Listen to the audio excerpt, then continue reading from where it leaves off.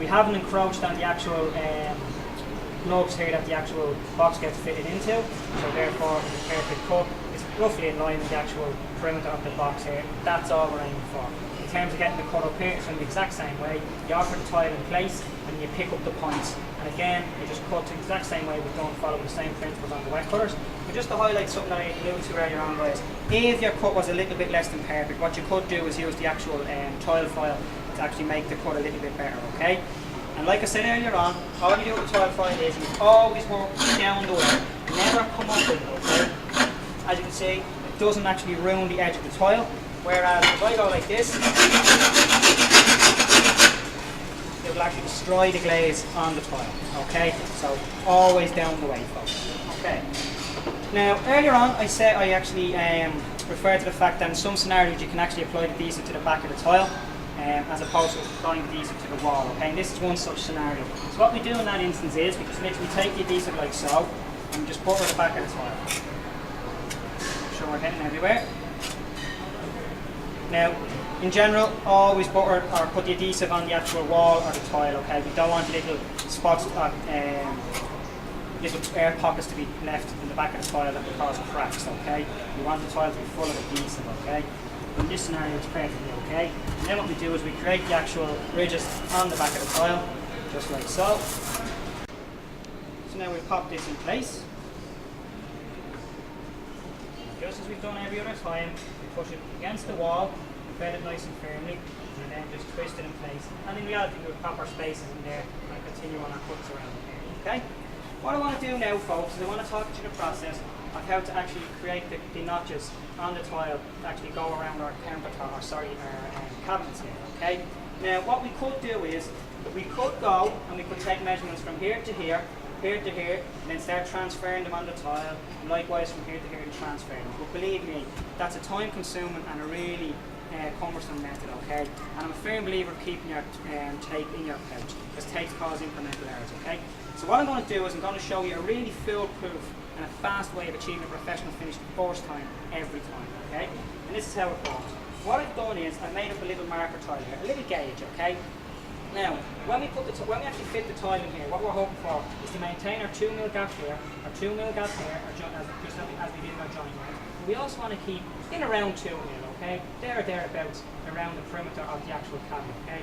Just so there's visual symmetry between the actual joint lines, okay? So what I've done is I've just taken any bit of cardboard, a bit of household cardboard, and I've cut two strips that gives us roughly 4mm. So that'll give us 2mm here, 2mm here, 2mm here, and 2mm here. And what we'll do is we'll use this as a gauge to describe the shape of this cabinet onto the tile. And what it will also do in one fell swoop is it will actually mark the shape for it, but it'll also take into account any discrepancy from perfectly parallel between the mating surfaces, okay?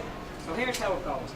You take the tile that you're actually going to cut, and you offer it up to this tile here, okay? You've got to make sure that you position it precisely over the last tile that you fitted, okay? And what you can do is you can always pop a little bit of blue tack in the four corners here and actually keep that in position on the tile here. Okay, so we pop it in like so, and then we take the actual marker tile and we actually have put the end with the cardboard up against the obstruction. In this case, it's actually the cabinet. And what we do is then we literally mark the cut line onto the tile. Okay, so.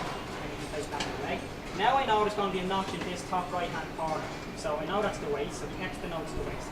Now what I need to do is I need to pop the tile down below. Okay, and again I align it perfectly with the tile below it, making sure all the edges are perfectly flush all the way around. Okay, and again I hold the marker tile up against the cabinet. Just like so. You can actually again use the blue tack here if you so wish, or if you have a second pair of hands, you can get them to hold it for you. And I mark it. Now I know that that's the notch I need to take out in order for this tile to actually fit seamlessly around the cabinet.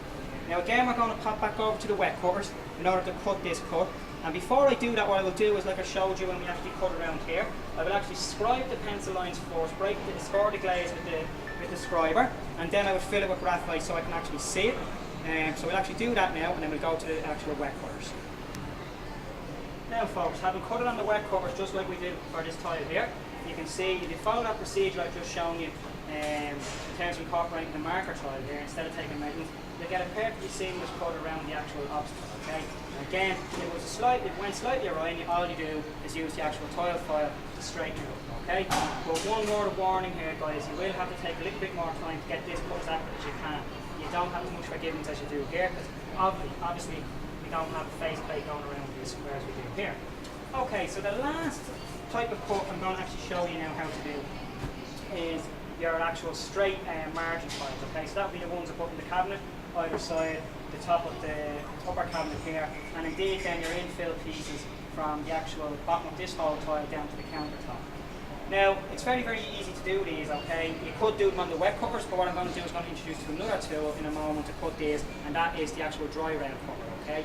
So again, I could take measurements from here to here, here to here, and transfer those measurements onto the tile. But what I'll actually do is I'll just incorporate the actual marker tile again here to get these that mark for us, okay? Like I said earlier on, much easier to do, much quicker. Like I said, it takes cause incremental errors, okay? So again, we just align the tile perfectly on top of the previous tile. And we just put the marker tile.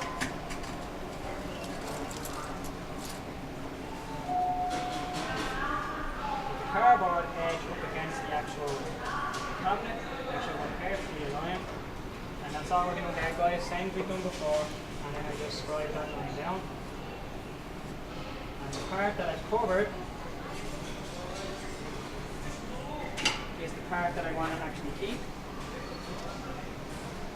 So, oh, sorry, the part that I've covered is the part I want to get rid of. So there's 75, 75.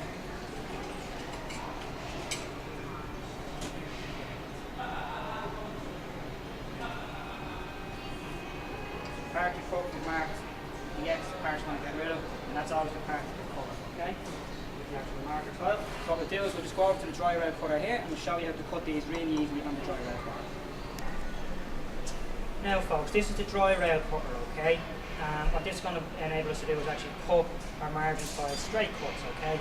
We'll actually cut straight cuts even on the diagonal like so. In this scenario where I'm going to cut it straight for the actual film piece that we need here, okay? Now, there's an actual wheel on this here, okay?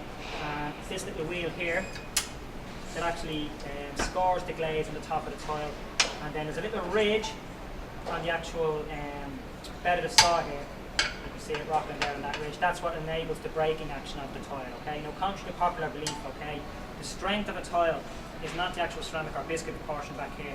It's actually that really, really thin glaze. So once we score that accurately, we should be able to get a good cut, okay? Now, every time I actually teach this method to a new attendee, I always stress the point that it's not physique, it's finesse, okay? So nice and gently, okay, to the order of the day. So what we need to do is just register the actual line. I mean, it's quite difficult as a light there, so I'm just going to bring that line down a little bit more so you can see it properly. So all we need to do is register the wheel with that line, okay, and making sure we're on the waist side of the line here, folks. Just like so.